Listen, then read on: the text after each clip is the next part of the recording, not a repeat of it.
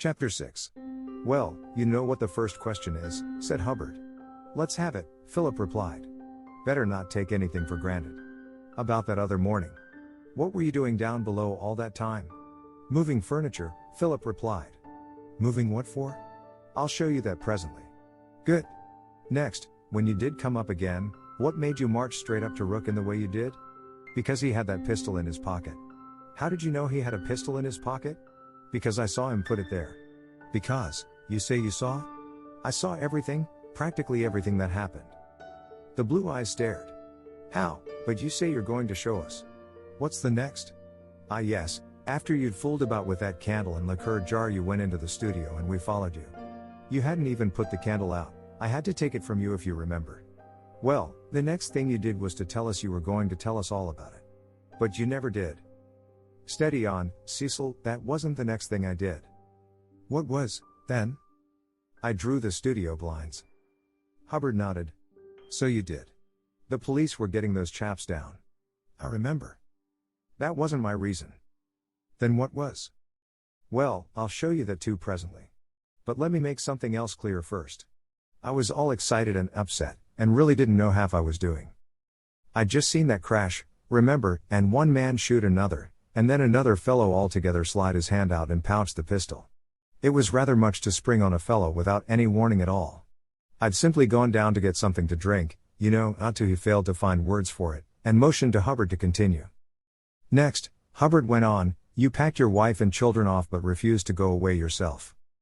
Naturally. When you get a downright facer like that you want to see it through. And when Rook here wanted to sweep up the studio you told him not to. I did. And not to go into the cellar either. But he went into the cellar later? Later, yes. The blinds were drawn then. Then are people only to go into the cellar when the blinds are drawn? Oh no, not necessarily. A rug, or a bit of paper or a halfpenny, would do just as well. Here Hubbard seemed suddenly to give it up.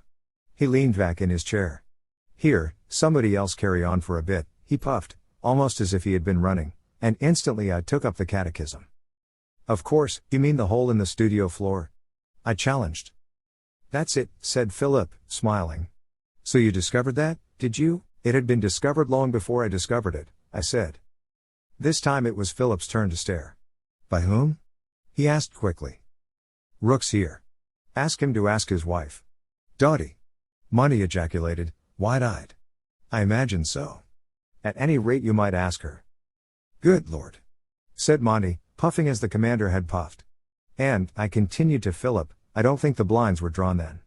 The key was in the cellar door too. The devil. Philip breathed softly. I didn't bargain for that.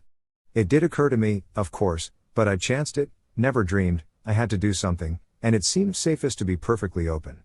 And then suddenly he gave an awkward little laugh and met my eyes. Well, evidently you know all about it? Indeed I do not. What, you're as warm as all that and can't guess the rest. I frowned, a little annoyed. It is a little annoying to be told that something is under your nose that you don't see. As for that bullet hole in the roof, I hazarded. Bullet hole in the roof. There never was a bullet hole in the roof. The branch did that. Westbury had the bullet all right. By the way, I saw him last Sunday morning. Going great guns. He'll end up as our first Bolshevist premier. Quite the biggest crowd in the park. Here Monty chuckled. It was he who had first discovered the final effect of the case on the house and estate agent. He had come upon him one Sunday morning in the space just within the Marble Arch, standing on a box and holding forth passionately on social inequalities and equal opportunities for all. I am afraid he had never got over the unconscious trouncing Billy McWith had administered on that coroner's jury, and the collapse of his righteous cause, ending in Inspector Webster's refusal to have him hanging about the police station any longer, had completely upset his mental balance. He declaims from his box until the opening time of the public houses, and then adjourns, box and all, to the establishment near the Marble Arch tube station. Here he is as well known as he formerly was in the King's Road, but whether he has his private billiard cue there I do not know. Well, I give it up, Philip, I yielded at last. I claim my single point, though, that it was news to you that Mrs. Rook knew. Philip rose.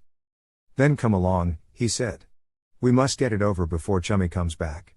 Light the candle, somebody. He led the way to the cellar door.